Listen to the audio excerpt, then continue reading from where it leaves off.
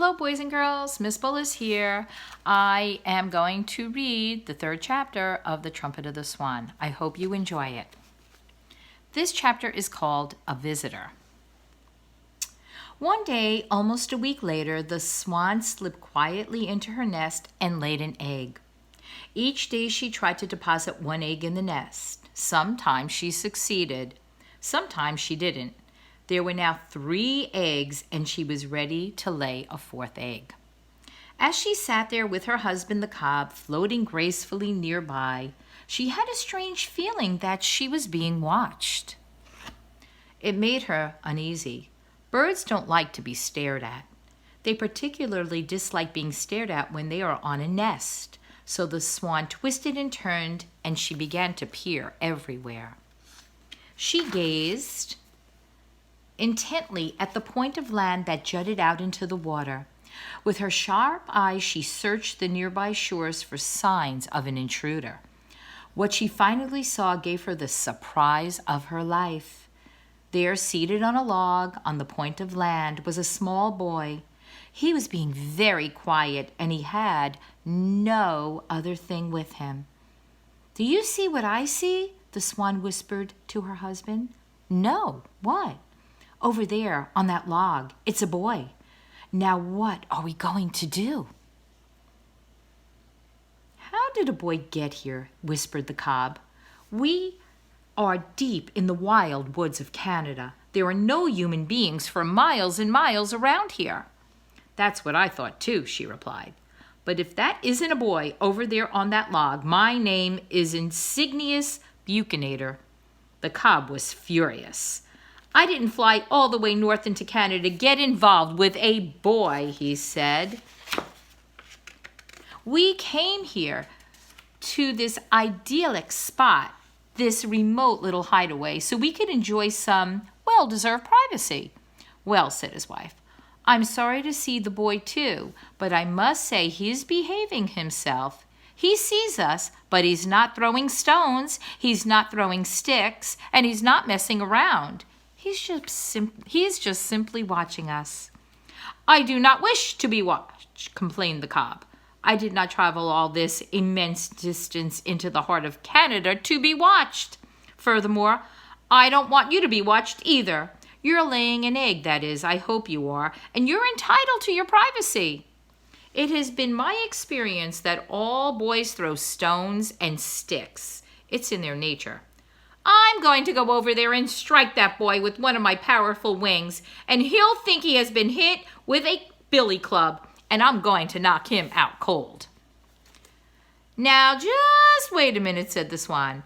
"There's no sense starting a fight. The boy is not bothering me at the moment. He's not bothering you either." "But how did he get here?" said the cob, who was no longer talking in a whisper, what was beginning to get louder. "How did he get here? Boys can't fly, and there are no roads in this part of Canada. We're 50 miles from the nearest highway." "Maybe he's lost," said the swan. "Maybe he's starving to death. Maybe he wants to rob the nest and eat the eggs. But I doubt it. He doesn't look hungry anyway. I've started this nest, and I have 3 beautiful eggs. And the boy's behaving himself at the moment, and I intend to go right ahead and try to lay this 4th egg." "Good luck, my love," said the cob. "I shall be here at your side to defend you if anything should happen." For the next hour, the cob paddled slowly around and around the tiny island, keeping watch. His wife remained quietly on the nest. Sam sat on his log, hardly moving a muscle. He was spellbound at the sight of the swans. They were the biggest water birds he had ever seen in his whole life. He had heard their trumpeting and had searched the woods and swamps until he had found the pond and located the nest. Sam knew enough about birds to know that these were trumpeter swans. Sam always felt happy when he was in a wild place among wild creatures. Sitting on his log watching the swans, he had the same good feeling some people get when they're sitting in church. After he had watched for an hour, Sam got up. He walked slowly and quietly away, putting one foot straight ahead of the other. The swans watched him go. When the female left the nest, she turned and looked back. There, lying safely in the soft feathers at the bottom of the nest, were the 4 beautiful eggs. The cob waddled and onto the island looked in the nest. "A masterpiece," he said, "an egg of extreme beauty and perfect. I would say that the egg is almost 5 inches in length." His wife was pleased. When the swan had laid 5 eggs, she felt satisfied. She gazed at them. Then she settled herself on the nest to keep her eggs warm. Carefully, she reached down with her bill and poked each egg until it was in just the right spot to receive the heat from her body. The cob cruised around close by to keep her company and protect her from any enemies. He knew that a fox prowled somewhere in the woods because he had heard that fox barking.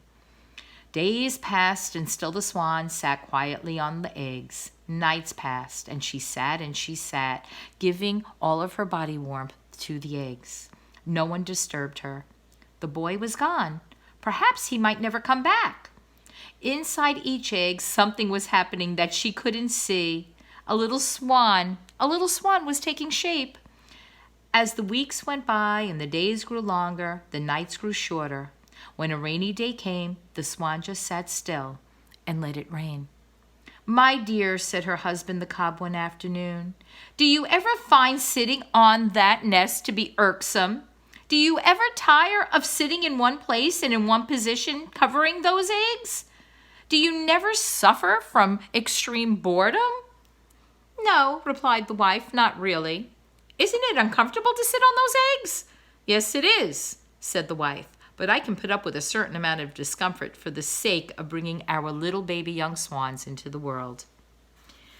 "Do you know how many days you must sit?" he asked.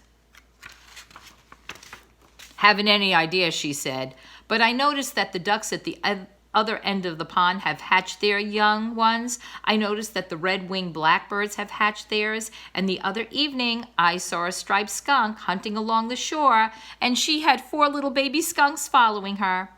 So I think I must be getting really close to the time that these eggs are going to hatch." "Don't you ever feel the pangs of hunger or suffer from the torture of thirst?" asked the cob. "Yes, I do. As a matter of fact, I could use a drink right now." The afternoon was warm, the sun was bright. The swan decided she could safely leave her eggs for just a few moments. She stood up. First, she pushed some loose feathers around the eggs, hiding them from view and giving them a warm covering in her absence. Then she stepped off the nest and entered the water. She took several very quick drinks.